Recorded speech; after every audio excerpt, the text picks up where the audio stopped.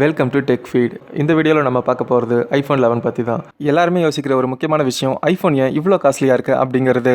நான் அதோட விலை அதிகம் அப்படிங்கிறத மறுக்கவே இல்லை.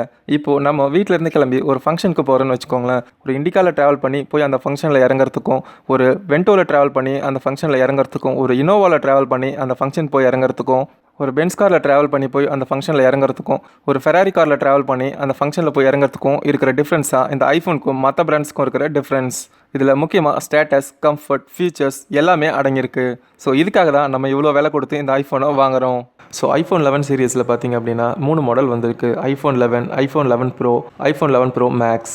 ஐஃபோன் 11 அப்படிங்கிறது 10R அப்கிரேடேஷன், 11 ப்ரோ அப்படிங்கிறது 10S அப்கிரேடேஷன், 11 ப்ரோ மேக்ஸ் அப்படிங்கிறது 10X மேக்ஸோட அப்கிரேடேஷன். இந்த 3 மாடலுக்கும் காமனாக இருக்கிற டிஃப்ரென்சஸ் என்னென்னு பார்த்தீங்க அப்படின்னா டிஸ்பிளே, கேமரா அண்ட் பேட்டரி. மற்றபடி எல்லா ஃபீச்சர்ஸையும் ஈக்குவலாக ஷேர் பண்ணியிருக்குன்னு சொல்லலாம். ஐஃபோன் 11 இருக்கிற டிஸ்பிளே பார்த்தீங்க அப்படின்னா 6.1 இன்ச்சஸ். இதில் லிக்விட் ரெட்டினா டிஸ்பிளே யூஸ் பண்ணியிருக்காங்க. 11 ப்ரோ அண்ட் 11 ப்ரோ மேக்ஸ் இது ரெண்டுத்துலையுமே OLED, அதாவது ஆர்கானிக் LED டிஸ்பிளே யூஸ் பண்ணியிருக்காங்க.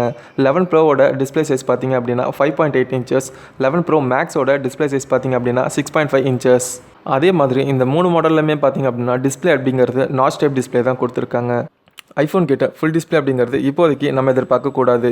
ஏன் அப்படின்னு கேட்டிங்கன்னா, ஐஃபோன் அப்படிங்கிற விஷயம் மற்ற மாடல் மாதிரி இல்லாமல் ரொம்பவே யூனிக்கானது அப்படிங்கிறது நம்ம எல்லாருக்குமே தெரியும். அதோட யூனிக்னஸ் என்ன அப்படின்னு சொல்லி பார்த்தீங்கன்னா, மற்ற பிராண்ட் மாதிரி 2 மாதத்துக்கு ஒரு மாடல் லான்ச் பண்ணாமல் வருஷத்துக்கு ஒரு மாடல் லான்ச் பண்ணாலும் இருக்கிற டெக்னாலஜியை எவ்வளோ பெஸ்ட்டாக கொடுக்க முடியுமோ அவ்வளோ பெஸ்ட்டாக கொடுப்பாங்க. அடுத்ததாக பார்த்தீங்கன்னா கேமரா. 11 ப்ரோவில் பார்த்தீங்கன்னா டியூல் கேமரா யூஸ் பண்ணியிருக்காங்க. ஒரு கேமரா பார்த்தீங்க அப்படின்னா 12 mega pixel wide angle lens. ரெண்டாவது கேமரா பார்த்தீங்கன்னா 12 mega pixel ultra wide angle lens use பண்ணியிருக்காங்க. இதோட ஃப்ரண்ட் கேமராவும் பார்த்தீங்கன்னா 12 மெகா பிக்சல் தான். 11 ப்ரோவில் இருக்கிற பேக் சைட் கேமரா பார்த்தீங்கன்னா மொத்தம் 3 கேமரா யூஸ் பண்ணியிருக்காங்க. ஒன்று 12 mega pixel wide angle lens, ரெண்டாவது 12 mega pixel ultra wide angle lens, மூணாவது 12 mega pixel telephoto lens use பண்ணியிருக்காங்க. ஃப்ரண்ட் கேமராலையும் ஸ்லோ மோஷன் அப்படிங்கிற ஒரு விஷயத்தை இன்ட்ரடியூஸ் பண்ணியிருக்காங்க. இதுக்கப்புறம் நம்ம ஃப்ரண்ட் கேமராலையும் ஸ்லோ மோஷன் வீடியோ எடுக்க முடியும். ஃப்ரண்ட் அண்ட் பேக் 2 கேமராலுமே நம்மளால் 4K வீடியோ ரெக்கார்ட் பண்ண முடியும். அது மட்டும் இல்லாமல் புதுசாக நைட் மோட் விஷயத்தை இன்ட்ரடியூஸ் பண்ணியிருக்காங்க. இது மற்ற பிராண்டில் இருக்கிற நைட் மோடை விட ரொம்பவே எஃபெக்டிவாக இருக்கும் அப்படின்னு சொல்லிட்டு எதிர்பார்க்கலாம். அது மட்டும் இல்லாமல் ஃபோட்டோவோட குவாலிட்டி இன்க்ரீஸ் பண்ணுறதுக்காக இந்த 3 மாடல்லையுமே டீப் ஃபியூஷன் அப்படிங்கிற ஒரு விஷயத்தை புதுசாக இன்ட்ரடியூஸ் பண்ணியிருக்காங்க. இந்த டீப் ஃபியூஷன் என்ன பண்ணோம் அப்படின்னா, நம்ம ஒரு ஃபோட்டோ எடுக்கும்போது மொத்தம் 9 ஸ்னாப்ஸ் எடுத்து அந்த 9 ஸ்னாப்ஸையும் ஃபியூஷன் பண்ணி நமக்கு பெஸ்ட் அவுட்புட்டை கொடுக்கும். இந்த 3 மாடலோடைய ஃப்ரண்ட் கேமராலையும் ஃபேஸ் ஐடி அப்படிங்கிற விஷயத்தை ரொம்பவே அப்கிரேட் பண்ணி கொடுத்துருக்காங்க இந்த 11 ப்ரோ சீரியஸில்.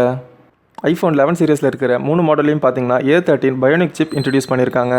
இந்த A13 பயோனிக் சிப் பார்த்தீங்கன்னா ஆல்ரெடி இருக்கக்கூடிய ஐஃபோன் மாடலான 10R, 10S, 10S மேக்ஸ் இது 3 விட 30 to 40% ரொம்பவே பூஸ்ட் பண்ணி கொடுக்கும். ஐஃபோன் 11 சீரிஸில் பார்த்தீங்கன்னா புதுசாக ஒரு டெக்னாலஜியை இன்ட்ரடியூஸ் பண்ணியிருக்காங்க. அதாவது U1 அப்படிங்கிற ஒரு சிப்செட் எக்ஸ்ட்ரா ஆட் பண்ணியிருக்காங்க. இந்த சிப்செட்டோட பர்பஸ் என்னன்னு சொல்லி பார்த்தீங்கன்னா, ஸ்பேஷியல் அவேர்னஸ் அப்படிங்கிற ஒரு விஷயத்துக்காக ஆட் பண்ணியிருக்காங்க. உங்கள் மொபைலில் எப்படி ப்ளேஸ் பண்ணியிருக்கீங்களோ அதுக்கு தகுந்த மாதிரி இதோட ஆடியோ அவுட்புட் இருக்கும். ரெண்டாவதாக இந்த U1 சிப்செட்டில் இருக்கிற அடிஷ்னல் ஃபீச்சர் அப்படிங்கிறது என்னன்னு சொல்லி கேட்டிங்கன்னா, இந்த U1 சிப்செட் இருக்கிற மொபைல் கூட உங்கள் மொபைலை ஜஸ்ட் நீங்கள் பாயிண்ட் பண்ணிங்க அப்படின்னாலே உங்களோட ஏர் ட்ராப் ஆட் ஆகிடும். ஸோ இந்த மாதிரி ஷேரிங்காக U1 சிப்செட்டை ரொம்பவே சூப்பராக யூஸ் பண்ணியிருக்காங்க. 3 மாடல்லையுமே பார்த்தீங்கன்னா வீடியோ எடிட்டிங் டூலுக்கு ரொம்பவே முக்கியத்துவம் கொடுத்துருக்காங்க. ஃபார் எக்ஸாம்பிள், இப்போது நம்ம ஃபோட்டோஸில் எப்படி பேக்ரவுண்ட் சேஞ்ச் பண்ணுவோமோ அதே மாதிரி இந்த 11 ப்ரோ சீரியஸில் ஷூட் பண்ணுற வீடியோவுக்கு பேக்ரவுண்டும் நம்ம சேஞ்ச் பண்ண முடியும் அப்படின்னு சொல்லியிருக்காங்க. ஸோ அதுக்காக சில டெம்ப்ளேட்ஸ் வச்சுருக்காங்க. அந்த டெம்ப்ளேட்ஸ் யூஸ் பண்ணி நம்ம பேக்ரவுண்டை சேஞ்ச் பண்ணிக்க முடியும். இன்னொரு முக்கியமான விஷயம் சொல்லி பார்த்தீங்க அப்படின்னா, ஐஃபோன் 10R, 10S, 10S மேக்ஸில் இருக்கிற 3D டச் அப்படிங்கிற ஒரு விஷயம், அதாவது ஃப்ரண்ட் கிளாஸ்க்கு கீழே இருக்கிற 3D டச் அப்படிங்கிற ஒரு விஷயத்தை ரிமூவ் பண்ணியிருக்காங்க. இந்த 3D டச் ரிமூவ் பண்ணியிருந்தாலும் ஹாப்டிக் டச் அப்படிங்கிற ஒரு விஷயம் மூலமா இதை ஈக்குவலன் பண்ணியிருக்காங்க.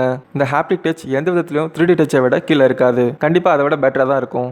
அதே மாதிரி சிப்செட்டில் பார்த்தீங்கன்னா Wi-Fi 6 அப்படிங்கிற விஷயத்தை புதுசாக ஆட் பண்ணியிருக்காங்க. ஜிகாபைட் கிளாஸ் LTEயும் இன்க்ளூட் பண்ணியிருக்காங்க. 5G அப்படிங்கிற ஒரு விஷயத்தை இன்னும் கொண்டு வரல. இது ஒரு ட்ராபேக்னே சொல்லலாம். பேட்டரி அப்படின்னு சொல்லி பார்த்தீங்கன்னா இதில் ரொம்பவே பெரிய அப்கிரேடேஷன் நடந்திருக்கு. ப்ரீவியஸ் மாடலான 10R கம்பேர் பண்ணும்போது ஐஃபோன் 11ல் 10R விட 1 hour எக்ஸ்ட்ரா பேட்டரி சார்ஜ் நிற்கும். அதே மாதிரி 10S கம்பேர் பண்ணும்போது 11 ப்ரோவில் 4 hours பேட்டரி எக்ஸ்ட்ரா கொடுத்துருக்காங்க.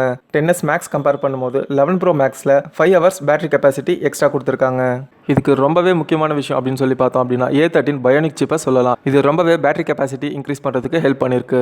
இந்த ஐஃபோன் 11 சீரியஸில் பார்த்தீங்க அப்படின்னா வாட்டர் ரெசிஸ்டன்ஸ் அதையும் இன்னும் கொஞ்சம் என்ஹான்ஸ் பண்ணியிருக்காங்க. அதாவது 30 மீட்டர் இருக்கிற ஆழத்தில் 2 நிமிஷம் வரைக்கும் வித்ஸ்டாண்ட் பண்ணும். சிம் கார்டில் எந்த ஒரு அப்டேஷனும் கிடையாது. ஒரு நேனோ சிம், ஒரு இ சிம் சப்போர்ட் பண்ணும். இப்போதைக்கு ஐஃபோனோட மார்க்கெட்டில் என்ன தேவை அப்படிங்கிறத ரொம்பவே ரியலைஸ் பண்ணியிருக்காங்க.